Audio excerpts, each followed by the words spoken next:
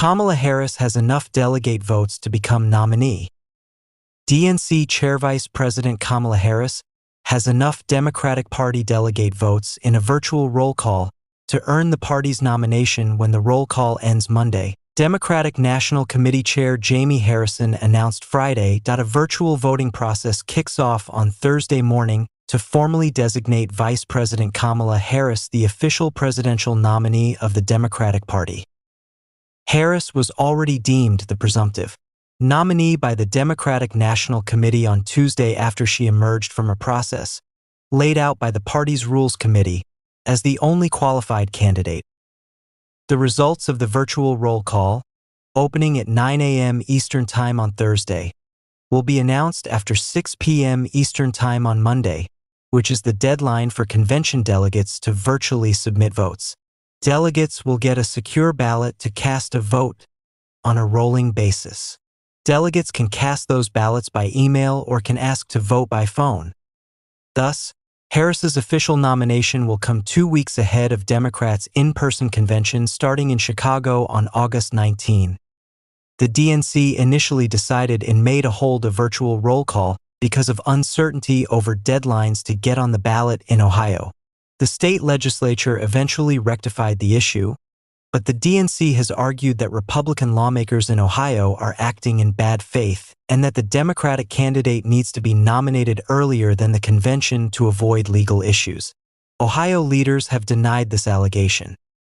The virtual process is expected to mimic the nominating and voting that is held at the Democratic National Convention every 4 years, with a ceremonial roll call still slated to be held in person in Chicago.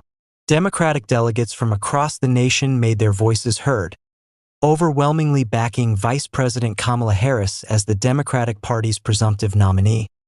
A statement from DNC Chair Jamie Harrison and DNCC Chair Mignon Moore released on Tuesday night said, "We move to this final stage of our nomination process with unprecedented momentum and unity across our party. We stand united in our mission to elect a Democratic nominee who has the experience, the wisdom, and the bold determination to lead our country. And we stand united in our mission to defeat Donald Trump once again. We look forward to celebrating together with all of our delegates in Chicago." They added that in order to have been qualified for the presidential nomination, candidates needed to submit a declaration of candidacy and to get 300 delegates to send in virtual signatures supporting them. That window to submit materials concluded on Tuesday. 3 other Democrats who are not Harris had indicated their interest to run for the top of the ticket: Robert C.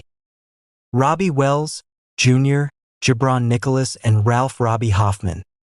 The DNC said on Tuesday that these 3 individuals did not make the threshold of 300 delegate signatures to qualify for the ballot.